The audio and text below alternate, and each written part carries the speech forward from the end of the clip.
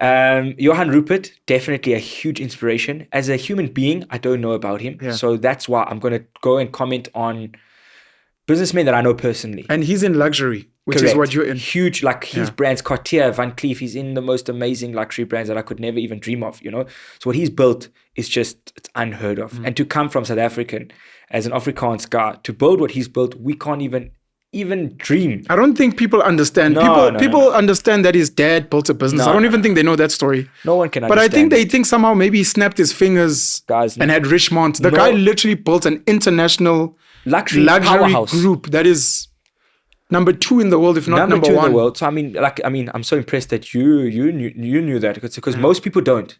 Most people, when I say Cartier's owned by a South African guy who lives in, he loves the Karoo. Yeah. He's got a beautiful home in the Karoo, and everyone's like, nah, it's not Cartier. Are you crazy? Can't be.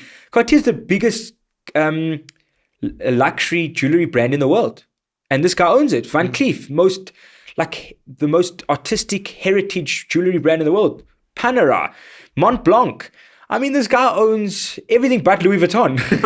I mean, it's just unbelievable what he's built. It really is, and he's really stuck to his roots. If you speak to him, he loves South Africa too much. And I was at a meal a few months ago, and a guy was very close to him, and I said to him, like, what is your favorite line from Johan?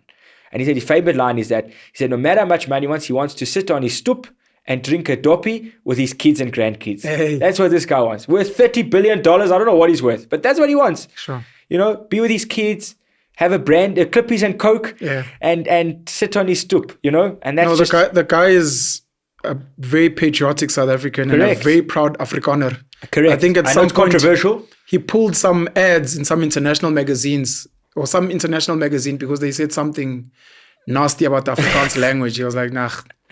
Well, I mean, he was just in Trump's office, you know? He was just in Donald Trump's office trying to fix things up for us that side. I mean, I don't know how well that went, but I mean, can you imagine the level of that human being that he was in the office of Donald Trump? Before you continue, I want to make a note. Johan Rupert was asked, what's the best piece of advice given to him by his dad, Dr. Anton Rupert? And he said his father said, invest in people. We spoke about the Brosens, you know, who are Nando's.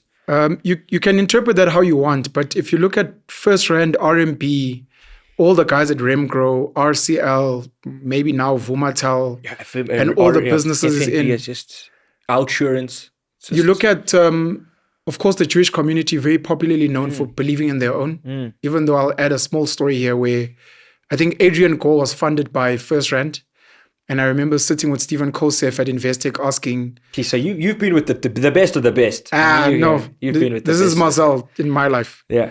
I asked him, why did you guys invest in Adrian? He's like, we ask ourselves this question. How did we miss 100%. This guy?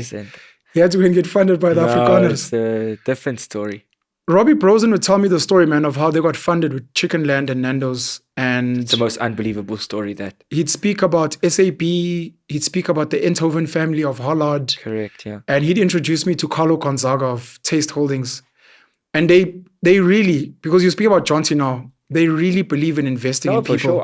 I didn't believe it until I saw it firsthand. They really believe in investing in people. And I think it's something we need to speak about, all of us, to say, look, it doesn't have to be much, but there are kids out there, whatever it is, like put them on a podcast. Yeah, no. Give them, like, bro, I don't have money. Here's $500. I don't know where it's going to go. But it's not even money, bro. We don't invest in each other. It's not even money. So, I mean, like we used just to mention the pros. I didn't believe it until I saw it firsthand because, and I don't think most of the people on this podcast will believe it, that these people just want to help. They, thank God, have been blessed beyond and they've made billions, right? But just because they've done that doesn't mean they need help. Sure. And they just want to help. You know what I'm saying? And I've tried to really put that into my life. Recently this year, it was a goal of mine that I want to sit down with young guys. And it's hard. You know, like, people don't believe in you. People think you're crazy. You know, until the big ideas are big, people don't believe in those ideas. True. And I've sat with them and I've, guys, please, like, just don't worry. It just drive me crazy. I'll try introduce you to this guy. I'll try set up this meeting. I'll try help you here.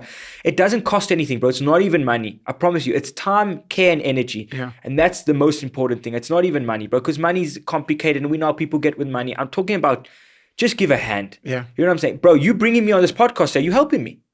It's not costing I don't know about that, but sure. You're helping me. You know what I'm saying? For the people that don't know your story, I think it's going to be pretty dope. And I really think that kids, especially in South Africa, need to know because they have less opportunities than kids internationally, but they need to know they can do it. Yeah. I promise you, a guy from a public school going through whatever he may be going through, he needs to know if he tries hard enough and he drives enough people crazy, it might take him 40 years. Yes. It really might not be as easy as my journey was. I agree. I was blessed and I had the right people around me and I did have backing.